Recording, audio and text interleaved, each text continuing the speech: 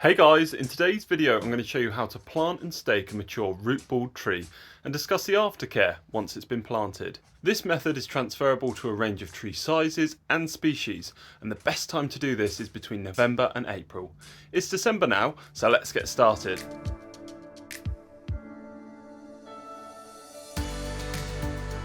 Now to get started with the planting process, but do stay to the end as I'll talk about their aftercare and explaining some more information on root ball plants. Today we'll be planting a cherry tree, Prunus Accolade. First is getting the tree to the planting location, and root ball trees are planted during the winter months, so you're almost guaranteed a wet root ball, which means it's going to be twice as heavy. This makes it a two-man job on a tree of this size, with a strong wheelbarrow, or in this case a sack truck. You can get something called a root ball hook or claw, which you can use to help roll and move the tree about. The area where we're going to be planting today has already been cleared of the weeds and plants below. I would highly recommend making sure you have a clear working space. You can always replant anything you want back in the space after the trees are installed. Now you want to dig the hole where the tree is going to be planted, making sure it's the right growing conditions for that type of tree. So that's things like the soil type, nutrients, light level, and having the right amount of space to grow. When you are digging, it's a good tip to use a fork to loosen the soil before digging it out with a spade. We've already taken the nutritional topsoil and left that either side of the hole so it can be used straight away for backfill, as you want a mix of compost with the original soil so the tree roots grow out in search for the nutrients and it helps it adjust to the new soil. Then remove the low nutritional subsoil to make way for the volume of the tree's root mass. To know when you've hit the subsoil, you'll see a colour change in the soil. Usually this is from a dark rich brown to a lighter soft brown colour. Or it could be a change in the soil type completely, from a loamy soil to a clay. This is just a good example to show you the difference between the valuable topsoil, which is this darker soil, and the low nutrients subsoil. Make sure the hole is the right size before moving the tree into position. Here's a quick and easy way to measure if your hole is the right size for your root ball. To measure your root ball, lay your spade or digging implement over it, whatever lines up with the root ball. Take that over to make sure that that's a good fit, which in this case it is. Also lean your digging implement up against the base so you can see the height you need to plant to. It's going to be about there. So let's take that over. And you see that that is a good height. You want your hole to be slightly bigger than the root ball to allow for the addition of compost or manure and to be able to have the space to backfill and compact the soil around. Remember to remove any ties and supports from the tree to open up the branches. This is easier to be done now as you have better access to the tree and it will help you get the tree into the correct position when it's in the hole. You can also add some slow release fertilizer or organic matter to the base of the hole to help feed the tree. If you're planning to install a perforated pipe or an irrigation system, now's the time to do it before you sit the tree in the hole. In this instance, we're not going to do that as it's simply not needed. Now you're ready to lift the tree into position. One person lifts using a root ball hook and the other lifts the canopy of the tree by the trunk. Before the tree goes in, rest it near the edge of the hole and then lift again, otherwise the momentum can throw you off balance. Then lower it in slowly so you don't damage any of the roots. Firm the root ball with your foot so it's flush with the bottom of the hole, making sure the tree is upright and facing the desired direction. Leave the hessian and wire on the root balls to maintain the integrity of the root system. However, you can cut the closest ring to the trunk and fold back the hessian. Each of these come in a cage, so we're just cutting this wire off. The cage will rot, but we're cutting it around the tree just to give it that breathing space and to open up that hessian to help the water and nutrients get in there when we mulch.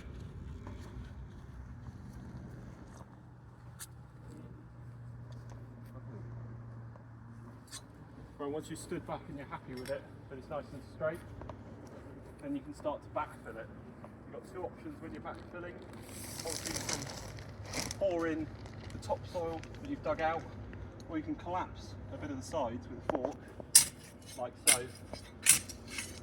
So then you can get your foot in there to compact the soil around there. We are going to chuck some carbon manure in.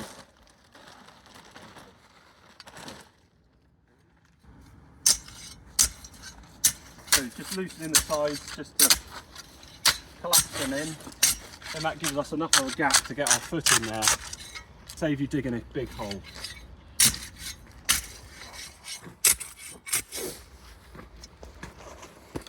Just using the heel to compact the soil around, holding the tree straight.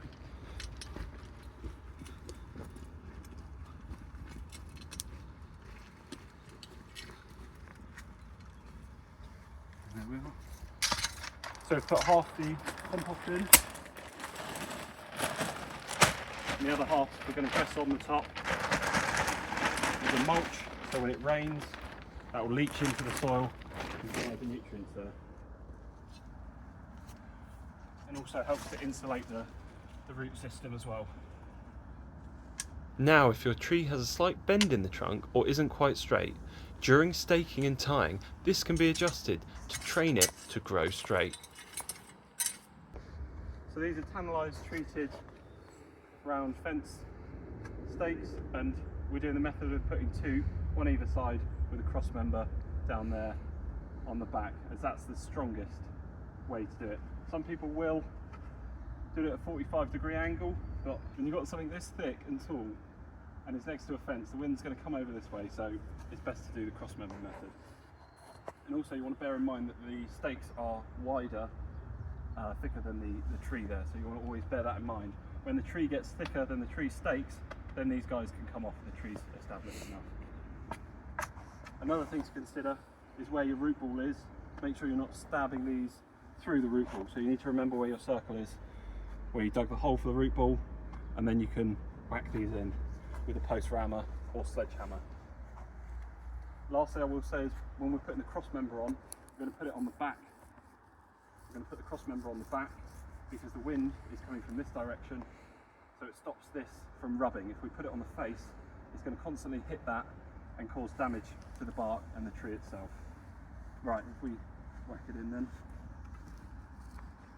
Another thing to bear in mind is make sure they're in line, so the cross member sits on there nicely.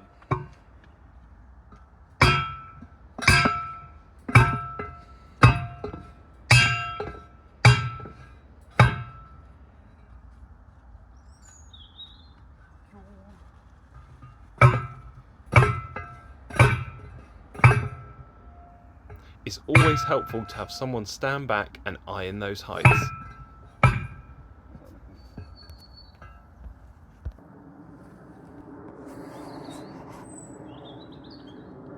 So choose to start the cross member off the straightest of the posts.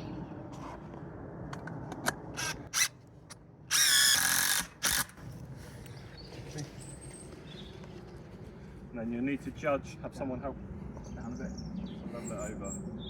Yep.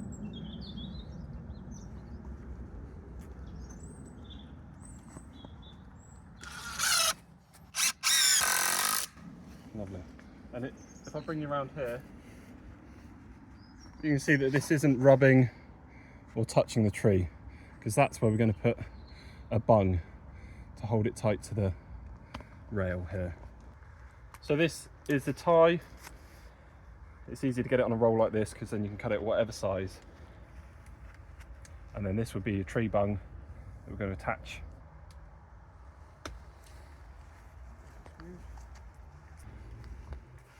So first check that it's upright. Probably go about there.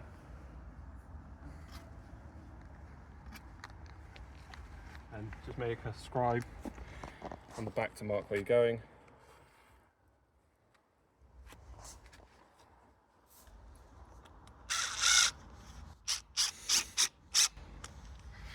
Pop her in, and then if you just have a look here, you'll see that fits nice and snug there.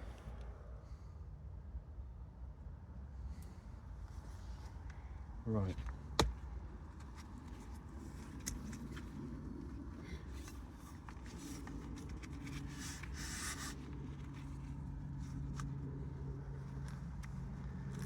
So we're just doing a figure of 8 here. Starting at this point, wrapping under, round the tree, coming back over, and then back round the top. Making sure it's in the bung there. And that is the strongest.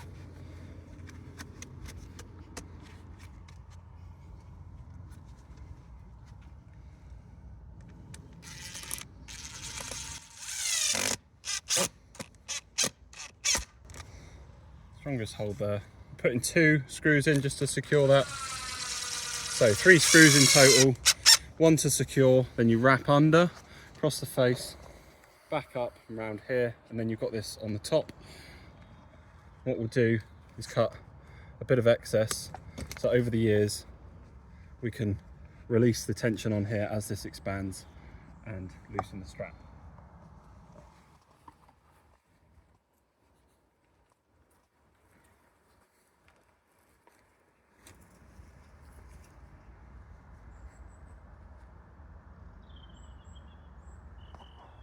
So the last thing to do is prune up any branches that are rubbing, any that may have snapped on delivery and that are growing in the wrong direction. To create that tree shape is the right time to do it now. So the posts are nice in line, and that's a nice secure tree. Now, if you are planting any bigger trees than this, or this size tree in a very windy location, or with soft ground that may cause the tree to lean or be uprooted, you can use an overhead guying system, which will be a lot stronger, or an underground anchor system. I'll be discussing these tree support options in an upcoming video. So what we planted today was a 14 to 16 centimetre girth standard root ball tree. And that's all well and good, but what does that actually mean? A root ball tree is a tree that's been grown in a field and is dug out, or what's commonly known as lifted, between November and April. The soil is left intact on the root system, unlike bare-rooted plants, and is wrapped in hessian and non-galvanized wire, so it can rot and break down in the ground when planted, allowing the root system to develop. The girth is the circumference of the trunk, which usually dictates the size and cost of a tree. A standard tree, or you may have heard a rose being described as standard, is simply the shape of the tree, which is a tree with a single stem and a clear trunk, with a canopy that can range in height and width. Why people choose root ball is because it's a cheaper alternative to pot-grown trees, but far better at establishing than bare root. The whole benefit is that the root system and soil after lifting remains intact and won't be disturbed during the handling, transporting and the planting process. Here are some key points for the aftercare of the tree. I'll be doing a full in-depth aftercare video for newly planted trees on a separate upcoming video. But here are the basics that you need to know. Water your tree when the warmer weather comes in and the soil becomes dry. A good test is to simply pull back the top mulch or soil and see if the soil below is damp. Make sure the soil isn't becoming compacted around the base of the tree by it being walked on or water pooling there from overwatering. To stop this, either lightly till the topsoil to help the water infiltrate, or the better option is to have a nice light and airy mulch on top, as this holds the moisture, reducing runoff and evaporation. A yearly mulch around the base of the tree during the autumn months is key, so the tree is ready for winter, and this will help feed it through the next growing year, along with any liquid feeds you may give. Remove competition from other trees or shrubs that may be blocking light or pushing the new tree branches. It's also worth keeping the weeds away from the base of the tree and making sure there are no plants climbing the trunk. Check the tree tie after the first year of growth and adjust accordingly. Then, after 2 to 3 years, once the roots have anchored down and established, you can remove the staking system. Check for pests damaging your tree. This could be leaf or bud damage from insects or birds, squirrels or deer tearing the bark, or other animals digging around the root system. You may need to install a tree guard to protect the trunk. Lastly, as your tree grows, it's well worth keeping on top of pruning, so it grows in the desired shape and you remove any dead, dying, diseased or rubbing branches, so you have a strong, healthy tree. This is usually done in the winter months when the tree is dormant, but does depend on the type of tree. That's it for this video. Hope you found it useful and entertaining. If you did, don't forget to like, comment and subscribe. Anyone who does so really does help the channel grow, and it is much appreciated. Do check out my other content on my channel for all things gardening, and I'll catch you on the next one. Cheers.